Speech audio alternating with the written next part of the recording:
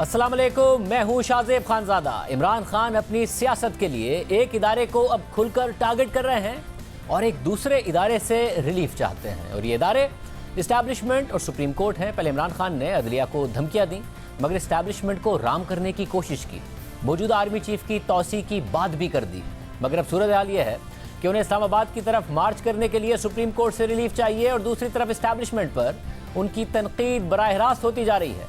उनके रहनुमा बाकायदा नाम लेकर आर्मी चीफ पर इल्जामात लगा रहे हैं। आर्मी चीफ की रिटायरमेंट का वक्त करीब आ रहा है और तौसी का इम्कान नजर नहीं आ रहा है, तो तहरीक इंसाफ का लहजा भी बदल गया है। और कुछ दिन पहले इमरान खान ने जिन army chief general Qamar Javed Bajwa की मुद्दत मुलाजमत में तौसी की बात की थी, अब तहरीक इंसाफ की क़यादत बराह रास्त उनका नाम लेकर इल्जामात लगा रही है। फैसले अदालत से आ रहे हैं, मगर जिम्मेदार इस्टेब्लिशमेंट को करार दे रही है। और आज रावलपिंडी में तलबा से खिताब करते हुए इमरान खान ने पूछा कि इंसान की परवाज़ में सबसे बड़ी रुकावट क्या है, तो उस पर तलबा ने न्यूट्रल न्यूट्रल के नारे लगाए। इंसान की परवाज़ में सबसे बड़ी रुकावट एक क्या रुकावट है?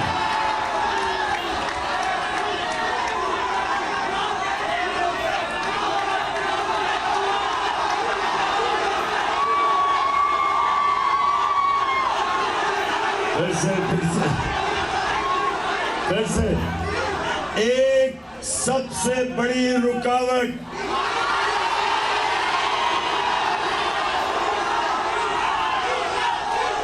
दूसरी तरफ गुज़िश्ता रोज़ फवाद चौधरी ने कहा कि हो सकता है कि इन केसेस के खात्मे में इस्टेब्लिशमेंट मुलविस ना हो, मगर आम आदमी का तासुर यही है कि शरीफ खानदान के केसेस मुआफ़ होने के अमल को इस्टेब्लिशमेंट की हिमायत हासिल है। यानी तहरीक इंसाफ खुद ये बयानियाँ बना रही है, फिर खुद ये कह भी रही है कि हो सकता है कि ऐसा ना हो, और कह रही है कि आवाम में ये तासुर है। इसके अलावा तहरीक इंसाफ अस्करी क़यादत पर बराह तनकीद कर रही है, और इसी सिलसिले में आज आदम सवाती को गिरफ्तार कर लिया गया है।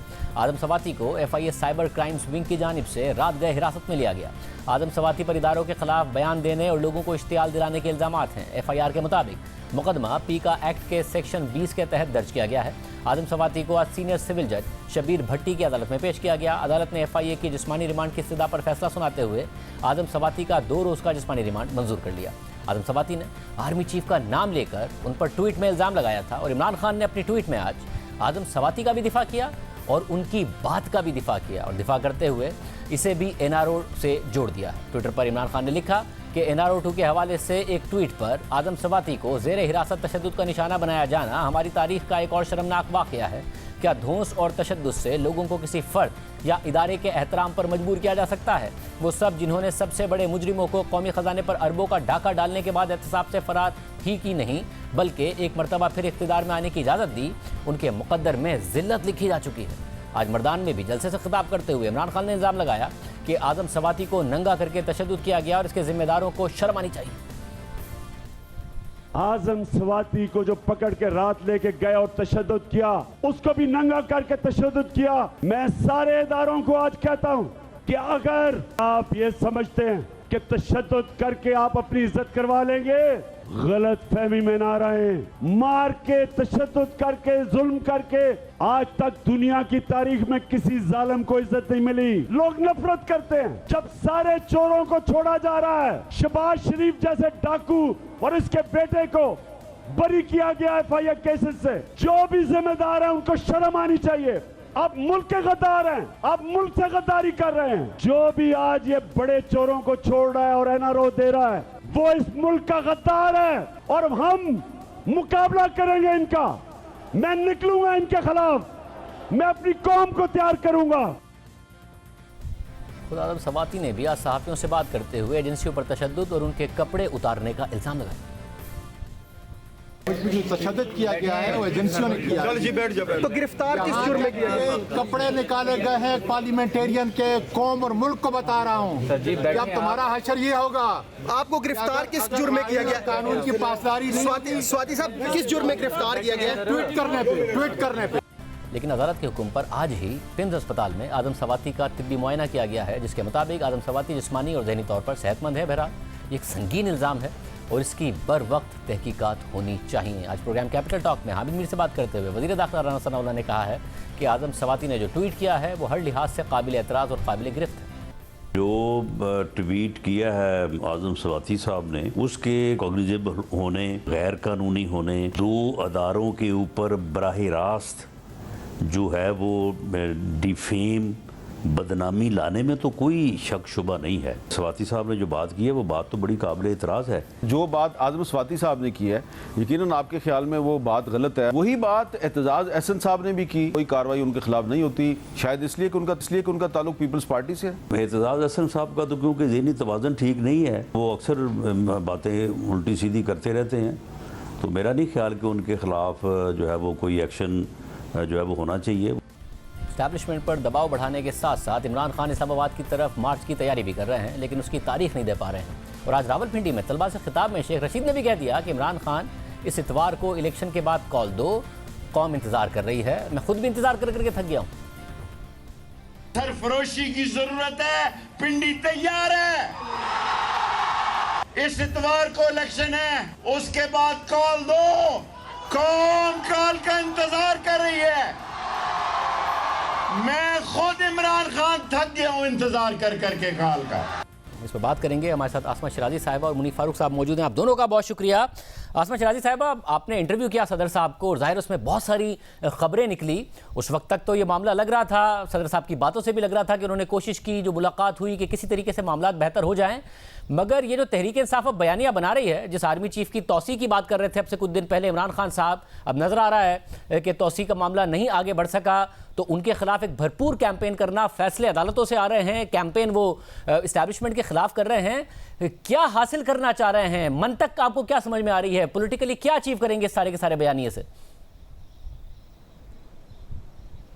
जी बहुत बहुत शुक्रिया शाहजेब। ये गुड कॉप बैड कॉप वाली जो पॉलिटिक्स है ये अब तहरीक इंसाफ इख्तियार कर रही है और एक दरवाज़ा ओपन किया गया है सदर साहब के ज़रिए से बातचीत का, निगोशिएट करने का, और वो इस वक्त निगोशिएटर का किरदार भी अदा कर रहे हैं। जबकि इमरान खान साहब जो है वो मैक्सिमम प्रेशर जो है वो बिल्डअप करके वो बारगेनिंग पोजीशन पे आना चाहते हैं और फेस सेविंग भी उनको चाहिए आगे जाके, क्योंकि लॉन्ग मार्च का वो ऐलान कर चुके हैं।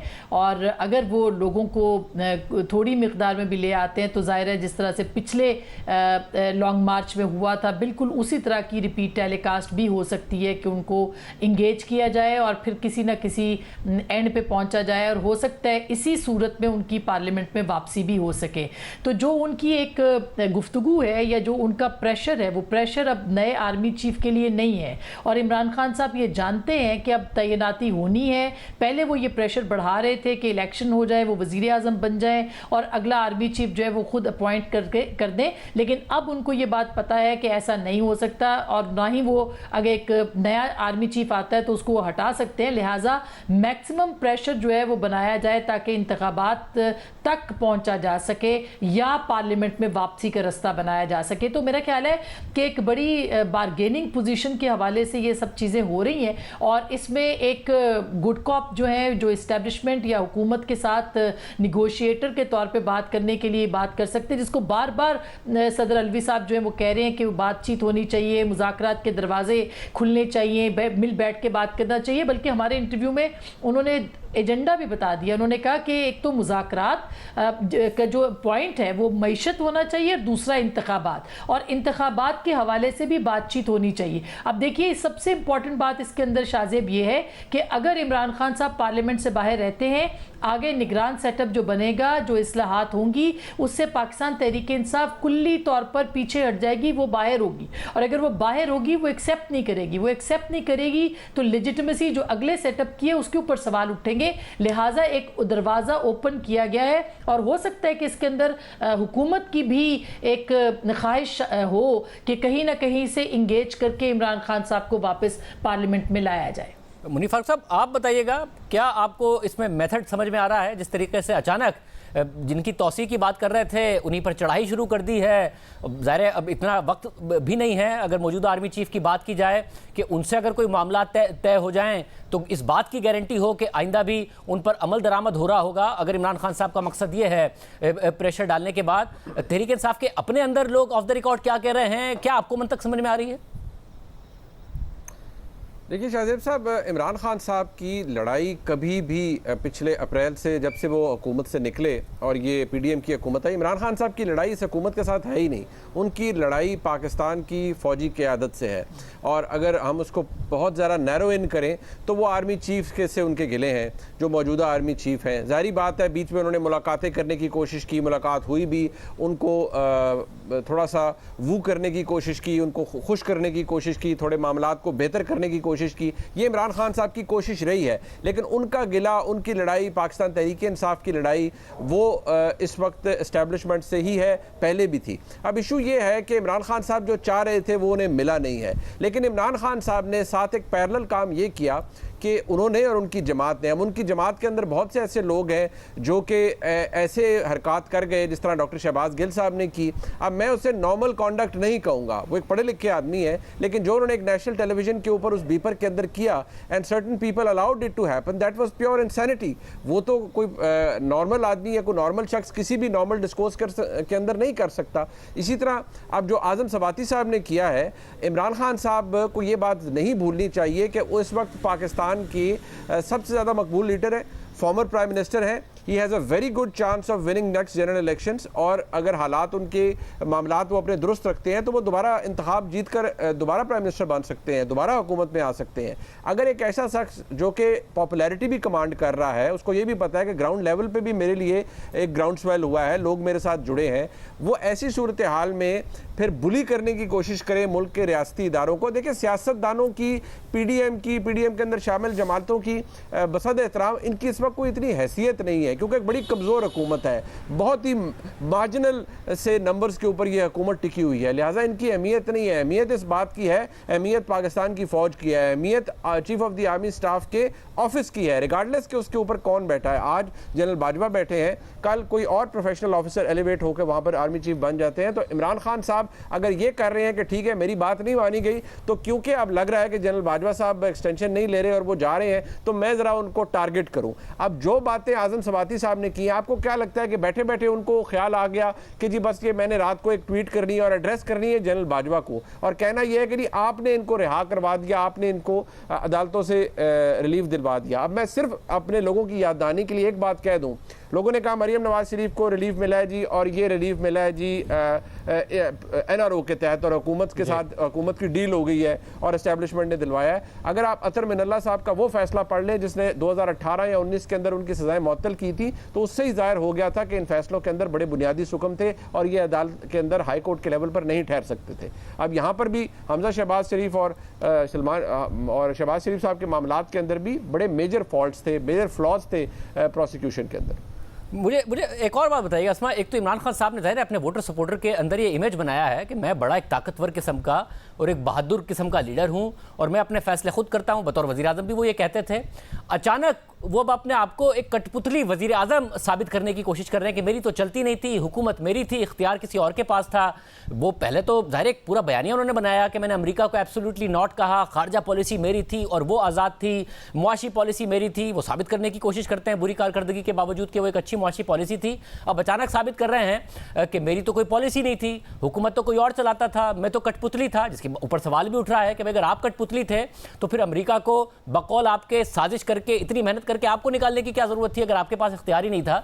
ये खान साहब क्यों कंफ्यूजिंग एक मैसेज दे रहे हैं कि एक तगड़े प्राइम मिनिस्टर से, एक तगड़े लीडर से लेके कठपुतली प्राइम मिनिस्टर का अपना ही तासुर दे रहे हैं? क्या वो इस्टेब्लिशमेंट के खिलाफ बयानियां बनाने में ये जानबूझ के कर रहे हैं या अनजाने में अपने खिलाफ भी बयानियां बना रहे हैं? मेरा ख्याल है कि इसकी प्लानिंग बहुत पहले इमरान खान साहब ने की थी, बल्कि मैं आपको इत्तला की बुनियाद पे कह सकती हूँ। एक बहुत पीटीआई के सीनियर रहनुमा से तकरीबन कोई 1.5-2 साल पहले हमने पूछा कि ये इतनी बुरी कारकर्दगी आपकी हुकूमत की है, कल को आपको जवाबदेह होना पड़ेगा। तो उन्होंने कहा जी जब भी हम बाहर निकलेंगे हमारा कार्ड वही होगा जो कि दीगर जमातों का था, यानी एंटी इस्टेब्लिशमेंट का। तो हमने बल्कि उनसे पूछा कि एक सफ़े की जो हुकूमत है जिसको आप कहते हैं कि जी अदलिया और फ़ौज पहली बार किसी हुकूमत के पीछे हैं, तो आप किस तरह से इसको आप डिफेंड कर सकेंगे कल को? तो उन्होंने कहा जी ये नैरेटिव बनाने में हमारी पार्टी जो है ये बहुत ज़्यादा माहिर है, और वो उन्होंने साबित भी किया। लेकिन सवाल ये है कि अब जब भी उनसे कारकर्दगी की बात पूछी जाएगी, आज जब वो ओथ लेते हैं और वो ये कहते हैं कि मैं आइन की सरबुलंदी के लिए हम लड़ेंगे और जिहाद करेंगे और जंग करेंगे, तो उनसे वो 9 और 10 की अप्रैल की रात को जो उन्होंने किया था उसका सवाल भी पूछना चाहिए कि आपने आइन शिकनी क्यों की, और ये आइन शिकनी सुप्रीम कोर्ट ऑफ पाकिस्तान में साबित हुई। उन्होंने कहा कि आपने आइन के खिलाफ ये काम किया था जो कि असेंबली को तोड़ा था। तो नैरेटिव उनका यही है, लेकिन उनको पता है जब जब कारकर्दगी की बात आएगी वो उसको अपना पूरा जो मलबा है वो इस्टेब्लिशमेंट पे गिराएंगे। हकीकत ये है शाहजेब कि इस्टेब्लिशमेंट ने जब ये अपने आप को न्यूट्रल किया या अपने आप को साइड पे किया और एक सफ़े से हटाया, तो उसकी सबसे बड़ी वजह वो कारकर्दगी थी जो कि इमरान खान साहब नहीं दिखा सके, और वो बुरी कारकर्दगी थी। और इसी वजह से जो हमारी इत्तला है कि फॉर्मेशन कमांडर्स के अंदर तक, यानी इतना बड़ा जो उनका बड़ी बैठक होती है, वहाँ पे भी ये बात की गई थी कि अगर इमरान खान साहब की मईशत के हवाले से पॉलिसीज़ यही रही और मुआशी एतबार से पाकिस्तान यहाँ खड़ा हुआ, तो इस्टेब्लिशमेंट इसका जो बोझ है इनका वो नहीं उठा सकेगी। और वही हुआ कि उन्होंने आहिस्ता आहिस्ता खुद को अलग करना शुरू किया। यहाँ तक कि जो गिलानी साहब का इंतखाब था उसके अंदर भी कहा गया कि आप हमारी मदद करें, लेकिन इस्टेब्लिशमेंट जो है वो पीछे हटी। उससे पहले बिल पास हुआ, उससे पहले बजट पास हुआ। ये सब के सब जो थे इमरान खान साहब अपने मुंह से कह चुके हैं कि उन्होंने इस्टेब्लिशमेंट उनको कहना पड़ता था। तो ये बात अपनी जगह पर अहम है कि जो कुछ भी किया वो इस्टेब्लिशमेंट ने उनके साथ किया। वो खुद कहते थे फॉरेन पॉलिसी से लेके सब तक चीज़ें जो थी वो इस्टेब्लिशमेंट बनाती थी। असल में इस्टेब्लिशमेंट उन सारी चीज़ों को दुरुस्त करती थी जो इमरान खान साहब की हुकूमत में ख़राब की जाती थी। तो जाहिर है कि उसके बाद ये सारा जो बोझ था वो इस्टेब्लिशमेंट ने, जो उन्होंने खुद ही एक हाइब्रिड रिजीम पैदा किया था, उनको अपनी गलती का एहसास हुआ तो उन्होंने ठीक करना शुरू किया। अब वो मलबा इमरान खान साहब इस्टेब्लिशमेंट पे फेंक रहे हैं। मुनीब, आप बताइएगा, इमरान खान साहब ने जिसको गिरफ्तार कराना चाहा वो सारे अपोजिशन के रहनुमा गिरफ्तार हुए, जिसके खिलाफ केस बनाना चाहा केस बने। मीडिया में पता है कि किस तरीके से मीडिया में लोगों की आवाज़ बंद की जाती थी, ट्वीट्स तक डिलीट कराई जाती थी, और ज़ाहिर है वो इमरान खान साहब के खिलाफ होती थी। इस्टेब्लिशमेंट को इस मामले के लिए इस्तेमाल किया जाता था।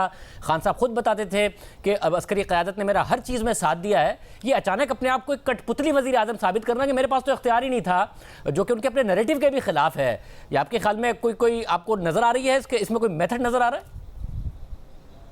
देखिए, इमरान खान साहब की ये बात, उनके फॉलोअर्स तो जो कि बहुत बड़ी तादाद में मौजूद हैं, वो तो इसके टेकर हैं। वो तो ये कहेंगे हाँ जी बिल्कुल ये बात भी दुरुस्त है इमरान खान साहब की कि उनके पास इख्तियार नहीं था। गो के वो ये बात मुतअद्दिद जगहों पर कह चुके हैं और आप भी अपने प्रोग्राम में चला चुके हैं कि इमरान खान साहब खुद कहते थे कि जो भी मैं फैसला करता हूँ, एक तो मेरे साथ इस्टेब्लिशमेंट मेरे साथ होती है और वो मेरे फैसले होते हैं। वो तो ये भी कहते थे इस्टेब्लिशमेंट मेरे मातहत इदारा है और मैं जो फैसले करता हूँ वही इंप्लीमेंट होते हैं। अब इस बात को कोई मानेगा या नहीं मानेगा, कोई उनका नाकिद होगा या अगर इसको क्रिटिकली देखेगा तो वो ये कहेगा खान साहब सियासत कर रहे हैं या सियासी बयान दे रहे हैं, लेकिन उनका फॉलोअर तो इसे ब्लाइंडली मानेगा। और वो कल्ट फॉलोइंग्स में ऐसे ही होता है कि आप सवाल नहीं पूछते, बस जो आ जाता है उसे ऑलमोस्ट डिवाइंड एक कॉन्सेप्ट समझ लिया जाता है कि मेरे लीडर ने ये कहा है, इस शख्स ने ये कहा है, ये इनफेलिबल है, ये गलती नहीं कर सकता, लिहाजा इसे एक्सेप्ट कर दे। मेथड इसके पीछे एक ही है शाहजेब साहब। इमरान खान साहब ने कोशिश की, पहले आंखें दिखाकर, फिर पैर पकड़ के, फिर मिन्नत करके, सब कुछ करके देख लिया। जब उनको लगा कि ये नहीं हो रहा, फिर वो ऑफेंसिव पर चले गए हैं। पैरेलल उन्होंने ऑफेंसिव रखा, लेकिन अब वो ज़्यादा ऑफेंसिव पर चले गए हैं। अब अगर वो ये कहें, मैं बिल्कुल ये नहीं कहूँगा, मैं एक कानून का और आइन का तालिब इल्म हूँ, मैं ये नहीं कहूँगा कि लोगों को उठाकर कस्टोडियल टॉर्चर किया जाए, लेकिन बसद एहतराम मैं ये भी मेरी समझ से बालातर है कि फिर आप जब इतने पॉपुलर लीडर हैं, आप कैसे लोगों को इस बात पर माइल कर रहे हैं कि अपनी मुल्क के आर्मी चीफ और इस्टेब्लिशमेंट के खिलाफ खड़े हो जाओ, और आप लोगों से नारे लगवा रहे हैं और आपने एक पूरा बयानिया बना दिया है कि न्यूट्रल्स जो है वो हर मसले की वजह है और सब कुछ उन्होंने किया है। अगर किसी को चार्जशीट करना है तो फिर आप अपने आप को भी करना पड़ेगा। हाँ, तारीख कभी मिट नहीं सकती, तारीख ये याद रखेगी कि इमरान खान साहब को बनाया, नर्चर किसने किया, उनकी सियासी हैसियत में इजाफा किसने किया, और आज जब 2018 में उनको हुकूमत मिली तो किसने दी, किसने किसको सियासी तौर पर ख़त्म किया, किन सियासी फैसलों का, किन अदालती फैसलों का बेनिफिशरी इमरान खान साहब थे और उनका विक्टिम कौन था, ये सब आने वाला वक्त और तारीख ज़रूर लिखेगी। बहुत शुक्रिया, गुफ्तगू आपने सुनी। एक इदारे के खिलाफ इमरान खान साहब बयानिया बना रहे हैं, दूसरे इदारे से अपने लॉन्ग मार्च के लिए उन्हें रिलीफ चाहिए और वो सुप्रीम कोर्ट है, और आज हुकूमत सुप्रीम कोर्ट चली गई है इमरान खान साहब के खिलाफ। क्या मामला है आपके सामने रखेंगे ब्रेक के बाद।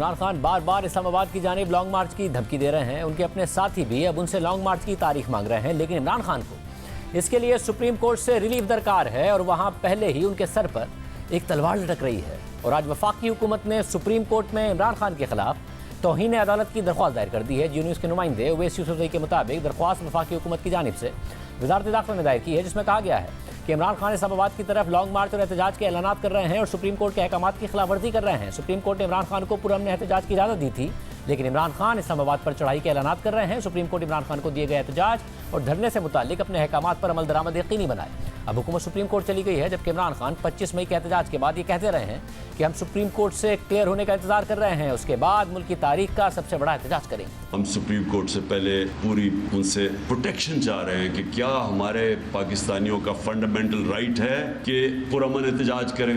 क्या इस तरह के मुजरिमों को आप इजाज़त दे सकते हैं कि ये आप औरतें बच्चे देखें और उनके ऊपर शेलिंग करें। जैसी उनका फैसला आता है उसके बाद मैं अनाउंस करूँगा, फिर हम निकलेंगे। लेकिन सुप्रीम कोर्ट इस हवाले से तहरीक इंसाफ की दरख्वास्त जून में ही वापस कर चुकी है। असद उमर की जानिब से दायर की गई आईनी दरख्वास्त में मौक़िफ़ अख्तियार किया गया था कि अदालत हुक्म दे कि तहरीक इंसाफ को इस्लामाबाद में पुरअमन एहतजाज और इज्तिमा की इजाज़त दे दी जाएगी।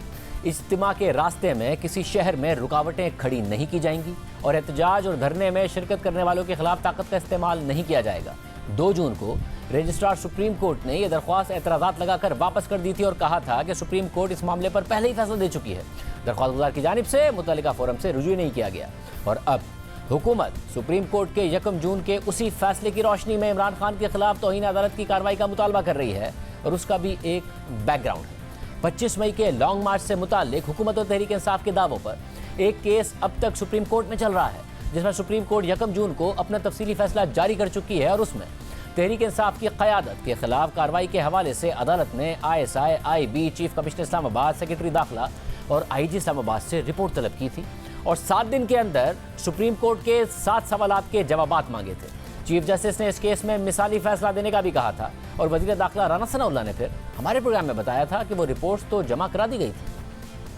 वो तमाम रिपोर्ट्स जो हैं वो जमा हो चुकी हैं और बाकी अदारों की भी, और ख़ास तौर पे जो इंटीरियर मिनिस्ट्री की रिपोर्ट है वो मेरे भी इल्म में है। उसमें एक यानी बिल्कुल वाज़े तौर पे 2 जमा 2 4 जो है ये साबित कर दिया गया है कि इस आदमी ने सारा इल्म होने के बाद सुप्रीम कोर्ट की तरफ से दिया जाने वाला जो फैसला था उसकी इसने वायलेशन की है और ये जो है वो कंटेम्प्ट ऑफ कोर्ट है। तो वो सारी रिपोर्ट्स जो है वो जमा हो चुकी हैं और वो केस अभी पेंडिंग है, वो डिस्पोज ऑफ नहीं हुआ। वो दोबारा जो है वो समाअत के लिए मुकर्रर हो सकता है और उसमें भी इस फितने का इलाज हो सकता है। अगर सुप्रीम कोर्ट ने उस केस को लगाना है या उसे सुनना है तो हम इस बारे में तवक्को ही कर सकते हैं ना, कोई हुक्म तो जारी नहीं कर सकते। जून के बाद रिपोर्ट्स जमा होने के बावजूद इस मामले पर कोई पेशरफ नहीं हुई। हालांकि चीफ जस्टिस ने कहा था कि इस पर एक मिसाली फैसला देंगे, मगर अब हुकूमत खुद तौहीन अदालत की दरख्वास्त लेकर सुप्रीम कोर्ट चली गई है, क्योंकि 1 जून को सुप्रीम कोर्ट ने तफसीली फैसला जारी किया था और बेंच में justice Ijazul Ahsan, justice Munib Akhtar, justice Yahya Afridi और जस्टिस मज़ाहिर नकवी शामिल थे, जिसमें से अक्सरियती फैसला चीफ जस्टिस ने तहरीर किया था और इन इदारों से 7 दिन में 7 अदालती सवालात पर रिपोर्ट देने का कहा था। जबकि जस्टिस याया आफरीदी ने इजाफी नोट लिखा था और उसमें कहा था कि मैं बहुत एहतराम के साथ इस बात से इत्तफाक नहीं करता कि इस अदालत के पास इमरान खान के खिलाफ तौहीन अदालत की कार्रवाई करने के लिए बावसूख मवाद मौजूद नहीं है, जिन्होंने 25 मई को मुबैना तौर पर इस अदालत के अहकामात की हुकुम अदूली की। मेरे ख्याल में बादियुन नज़र में इमरान खान ने उस दिन अदालती अहकामात की खिलाफ वर्जी की। मैं इंतहाई एहतराम के साथ समझता हूँ कि मेरे साथी जज के अहकामात के मुताबिक मज़कूरा रियासती एजेंसीज और इदारों से रिपोर्ट मांगने के बजाय अदालत के सामने बहुत सारा मवाद मौजूद है कि जिसके तहत ये अदालत इमरान खान के खिलाफ 25 मई के अदालती अहकामात की खिलाफ वर्जी पर नोटिस जारी कर सकती है कि वो वजाहत दें कि उनके खिलाफ तौहीन अदालत की कार्रवाई क्यों नहीं की जानी चाहिए।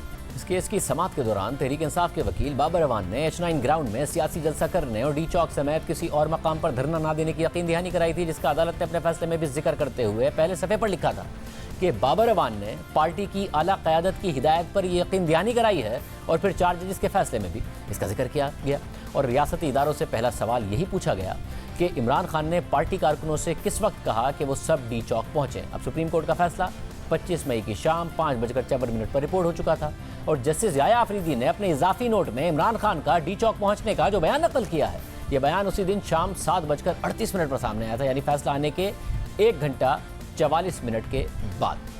सारे जिधर भी पाकिस्तानी ये देख रहे हैं, खुशखबरी ये है कि सुप्रीम कोर्ट ने फैसला कर दिया है कि अब कोई किसी किस्म की रुकावट नहीं होगी, कोई पकड़ धकड़ नहीं होगी। इसलिए मैं सारे पाकिस्तानियों को आज कह रहा हूँ कि आज शाम अपने शहरों में भी निकले और इस्लामाबाद और पिंडी में पूरी तरह कोशिश करें डी चौक पहुँचने की आज शाम को, क्योंकि मैं इंशाल्लाह घंटे 1.5 तक वहाँ पहुँचूंगा। इंशाल्लाह हमारी कोशिश है वहाँ पहुँचने की। यानी सुप्रीम कोर्ट का उस रोज का हुक्मनामा 5:54 पर आ चुका था, जिसमें कहा गया था कि तहरीक इंसाफ H9 पार्क में जलसा करे और इंतजामिया उसके लिए फौरी इंतजामात करे, और इसकी गारंटी भी खुद तहरीक इंसाफ की तरफ से दी गई थी। मगर इसके बावजूद इमरान खान ने शाम 7:38 पर डी चौक जाने का ऐलान किया और फिर उसके बाद तहरीक इंसाफ के रहनुमा फवाद चौधरी ने रात 10:12 पर कहा कि हम तो डी चौक आ रहे हैं, ये सियासी मामला है, इस पर अदालतों ने थोड़ी फैसले करने हैं। और अब इस पर हुकूमत सुप्रीम कोर्ट चली गई है, देखते हैं अदालत से क्या फैसला आता है। प्रोग्राम में ब्रेक शामिल करते हैं। एक और अहम मामला है जिस पर इमरान खान ने एजेंसियों और वफाकी हुकूमत पर इल्ज़ाम लगा दिया है, बात करेंगे ब्रेक के बाद।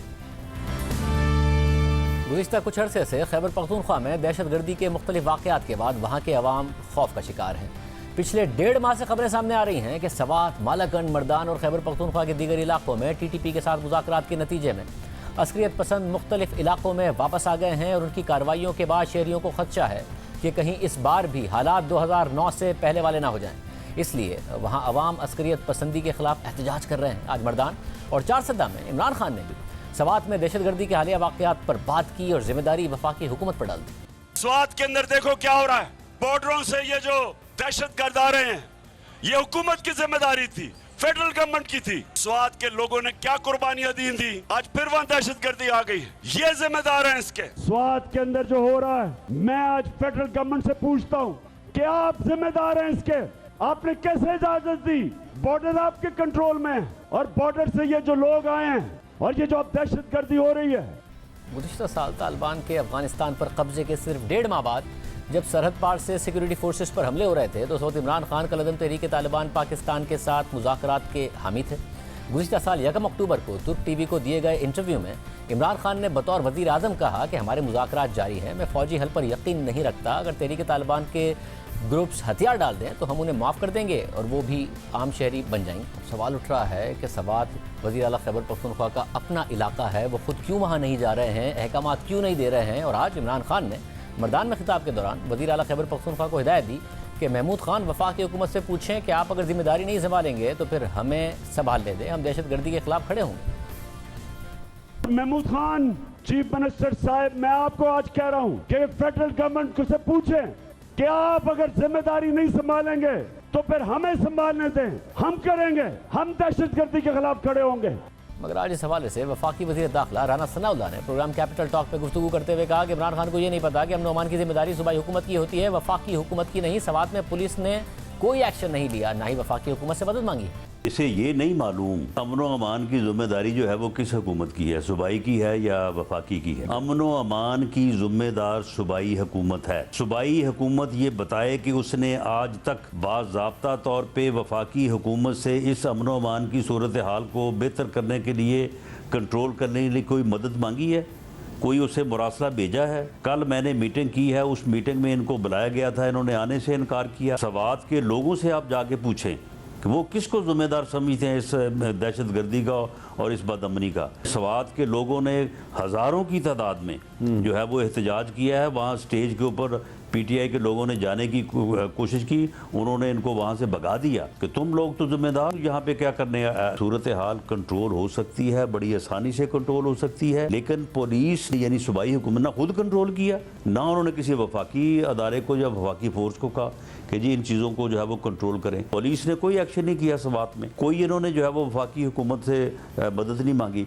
लेकिन हमने आज खुद जो है वो इस बारे में कुछ फैसले कल किए हैं। इस वक्त सूरत हाल कितनी ख़राब है, मामलात किसने कंट्रोल करने हैं, हमारे साथ मौजूद हैं खैबर पख्तूनख्वा के उमूर पर गहरी नज़र रखने वाले सीनियर सहाफ़ी इफ्तिखार फिरदौस। इफ्तिखार फिरदौस साहब, बहुत शुक्रिया हमें ज्वाइन करने के लिए। ज़ाहिर है इल्ज़ामात की सियासत एक तरफ, असल में क्या हो रहा है, ख़तरा कितना बड़ा है, कौन जिम्मेदार है, किस तरीके से एक्शन लिया जा सकता है? देखें शाहजेब, जो स्वात की सिक्योरिटी की सिचुएशन है, तो एक बात तो बहुत क्लियर है कि कुछ ना कुछ जो है लोगों को इजाज़त दी गई थी जिनकी तादाद जो है वो 67 से 80 से ज़्यादा नहीं थी, जिनमें कुछ टॉप कमांडर्स भी थे स्वात से ही रिलेटेड, और वो टीटीपी के लोग थे।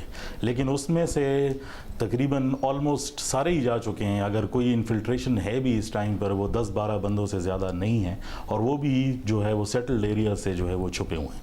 लेकिन जिस बात की तरफ आपने इशारा किया, the absence of the government, कि जो लोगों का एक खौफ है, एक फियर है कि शायद 2008-9 वाली सूरत हाल जो है वो वापस आ जाएगी, और उसको एड्रेस करने के लिए जो मैकेनिज़्म है प्रोविंशियल गवर्नमेंट का, वो बिल्कुल गायब है। और उससे एक बात जो है वो बहुत क्लियरली सामने निकल के आती है कि जो फेडरल लेवल की जो पॉलिटिक्स है, इमरान खान का वज़ीर आज़म के ओहदे से हटाया जाना, उसके बाद जो है वो मुसलसल एहतजाज करना, तो जिस बात की तरफ आपने आज भी इशारा किया कि स्वात के हालात इसलिए ख़राब हुए क्योंकि बॉर्डर से इन्फिल्ट्रेशन हुई, और बॉर्डर जो है वो फेडरल गवर्नमेंट का डोमेन है।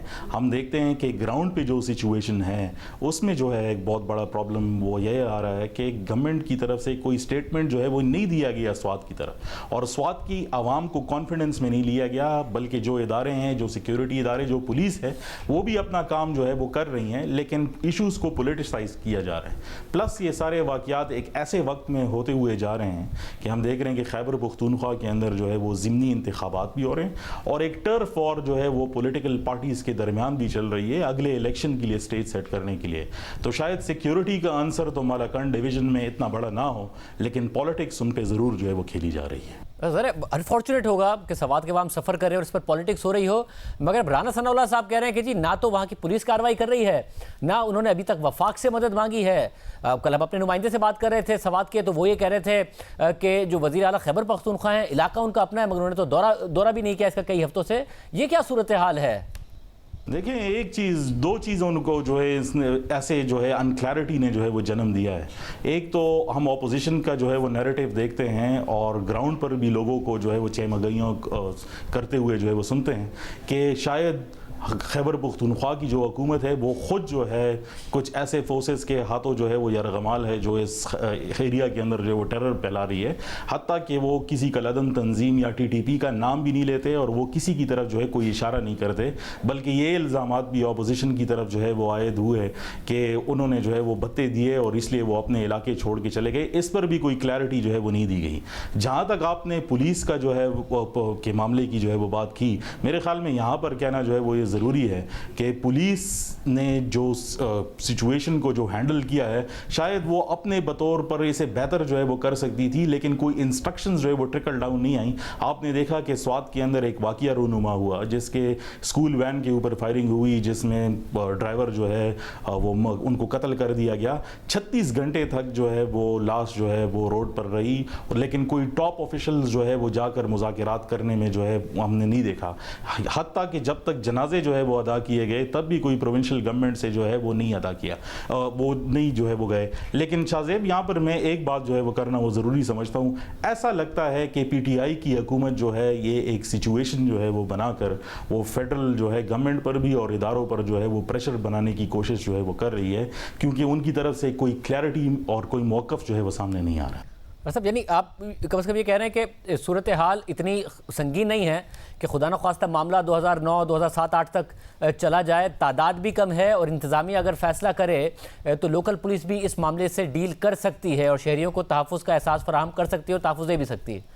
देखिए शाहजेब, एक चीज़ तो बहुत क्लियर है कि 2009 वाला सिनेरियो जो है वो ऑन ग्राउंड नहीं है, वरना जो सिचुएशन स्वात में थी 2009 में हमने नहीं देखा कि कोई मैस मूवमेंट हुई या लोग बाहर निकल कर जो है वो टेरर ग्रुप्स के खिलाफ जो है वो एहतजाज कर सके। हमने देखा स्वात में हज़ारों लाखों का मजमा जो है वो इकट्ठा हुआ, उनको कोई किसी ने कोई नुकसान जो है वो नहीं पहुँचाया। जो कुछ इंसिडेंट्स जो है वो हुए थे उनको आपसे अगर सिक्योरिटी लैब्स की नज़र जो है वो देखते हैं, या एक जो प्रोसेस चला था निगोसिएशंस का, उसमें जो है वो डिले की वजह जो है देखते हैं तो वो एक अलग सिनेरियो बनती है। लेकिन करंट सिचुएशन अगर हम स्वात की देखें, मेरे ख्याल में कोई ऐसी सिचुएशन नहीं है कि जिसमें लोगों को जो है वो नकल मकानी करनी पड़े।